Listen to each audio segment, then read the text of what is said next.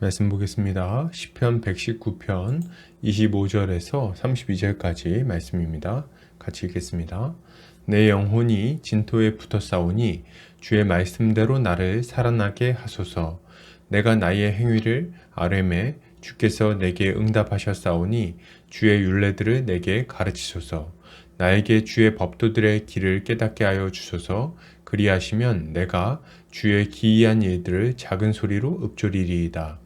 나의 영혼이 눌림으로 말미암아 녹사오니 주의 말씀대로 나를 세우소서. 거짓 행위를 내게서 떠나게 하시고 주의 법을 내게 은혜로이 베푸소서. 내가 성실한 길을 택하고 주의 규례들을 내 앞에 두었나이다. 내가 주의 증거들에 매달려 싸우니 여호와여 내가 수치를 당하지 말게 하소서. 주께서 내 마음을 넓히시면 내가 주의 계명들의 길로 달려가리이다. 아멘. 시편 119편 25절에서 32절까지 진토에 늘어붙은 영혼을 살리소서라는 제목으로 말씀 보겠습니다. 신자도 세상을 살다 보면 완전히 지쳐있는 상태가 될 수 있습니다. 이럴 때는 다시 일어나야 한다는 생각조차도 잘 들지 않을 수 있는 거죠. 말 그대로 바닥에 늘어붙은 것처럼 지쳐있는 상태가 찾아올 수 있다는 거죠. 이럴 때 우리는 어떻게 해야 될까요? 함께 살펴보도록 하겠습니다. 오늘 시편 기자는 이렇게 말합니다. 내 영혼이 진토에 붙어 싸우니 주의 말씀대로 나를 살아나게 하소서. 내가 나의 행위를 아뢰매 주께서 내게 응답하셨사오니 주의 율례들을 내게 가르치소서. 시편 기자는 자신의 영혼이 진토에 붙어 있다고 고백합니다. 그는 주의 말씀대로 자신이 살아나게 해주시기를 간구하는데요.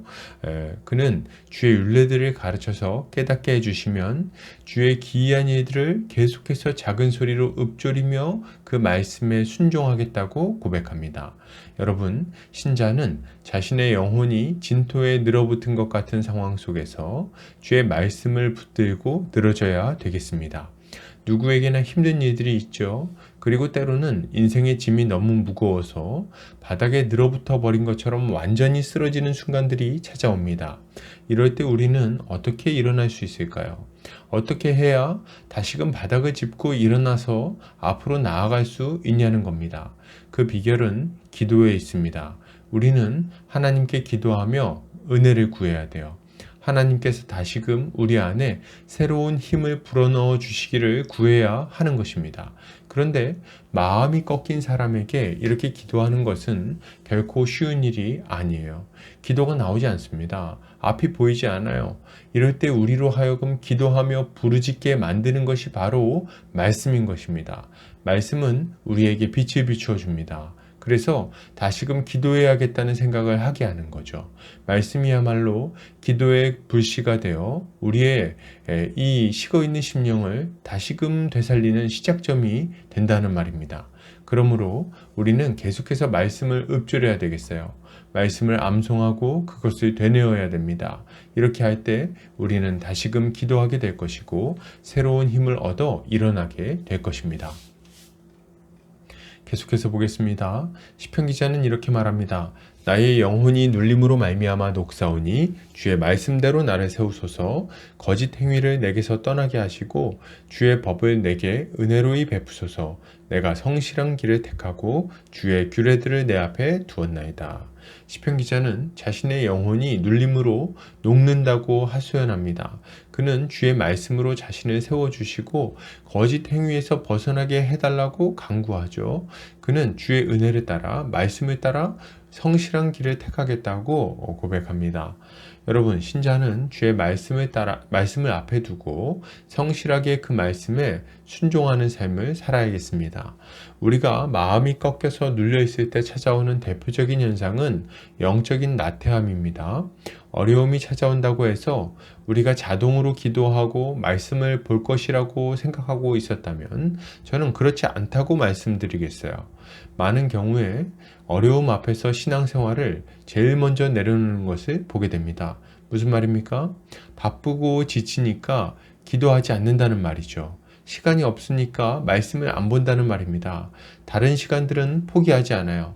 밥 먹을 시간, 잠잘 시간, 텔레비 볼 시간, 인터넷 할 시간, 홈쇼핑할 시간은 있어도 경건을 위한 시간은 잘 내지를 않습니다.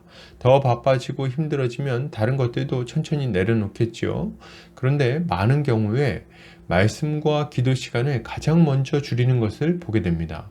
이것은 우리의 영혼을 더욱 힘들게 만드는 일이죠. 그리고 다시 회복하는데 긴 시간이 걸리게 되는 이유라고도 말씀드릴 수 있겠습니다. 그 결과는 뭐예요? 하나님의 말씀에서 점점 더 벗어나 거짓 행위로 치우치게 되는 것으로 나타납니다. 그러므로 여러분, 우리는 이런 영혼이 눌리는 것 같은 상황 속에서 더욱 말씀을 붙들어야 하겠습니다. 말씀에서 공급되는 힘을 얻기 위해 잠을 줄이셔야 돼요. 아니면 밥 먹는 시간을 줄이십시오. 말씀 한 구절을 암송하기 전에는 밥을 안 먹겠다고 결심하시기 바랍니다. 이런 열심이 영혼의 버팀목이 될 것이고 우리를 다시금 일어나게 해주는 힘이 될 것입니다. 계속해서 보겠습니다. 시편 기자는 이렇게 말합니다. 내가 주의 증거들에 매달려 싸우니 여호와여 내가 수치를 당하지 말게 하소서. 주께서 내 마음을 넓히시면 내가 주의 계명들의 길로 달려가리이다. 시편 기자는 자신이 주의 증거들에 매달렸다고 말합니다. 그는 자신이 수치를 당하지 않도록 해달라고 주님께 간구하죠. 그는 주님이 자신의 마음을 넓혀주시면 자신이 계속해서 주의 계명들이 알려주는 길로 달려가겠다고 결단합니다. 여러분, 신자는 주께서 우리의 마음을 넓혀주셔서 주의 말씀으로 달려가게 해달라고 기도해야 되겠습니다.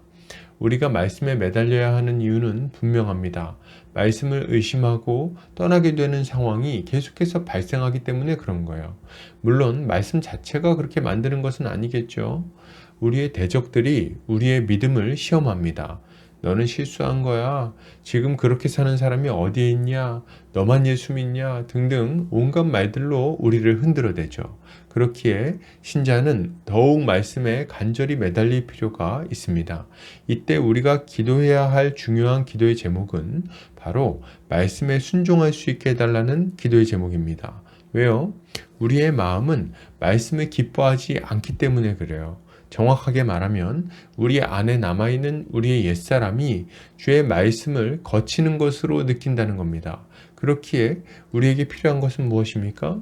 믿음으로 말씀을 받아 순종할 수 있게 해주시는 특별한 은혜가 필요한 거예요. 우리의 마음이 녹아지고 넓어지도록 해달라고 하나님께 기도해야 됩니다. 그리고 심지어 마음에서 거부감이 생기더라도 기꺼이 순종하는 태도를 갖도록 기도해야 돼요. 이것이야말로 우리가 주께 기도해야 될 중요한 내용들입니다. 여러분, 믿음을 흔들어대는 목소리가 들릴 때 하나님께 기도하시기 바랍니다. 주님은 우리의 마음을 넓히셔서 말씀에 사로잡히도록 만들어 주실 것입니다. 결론을 드립니다. 여러분, 신자는 바닥에 눌어붙은 것과 같은 상황에서 주의 말씀을 붙들고 늘어져야 됩니다. 주의 말씀에 순종해야 돼요. 이렇게 할 때 주님은 우리에게 새로운 힘과 회복을 허락하여 주실 것입니다. 오늘 하루 주의 은혜로 승리하는 성도님들 되시기를 주의 이름으로 축복합니다.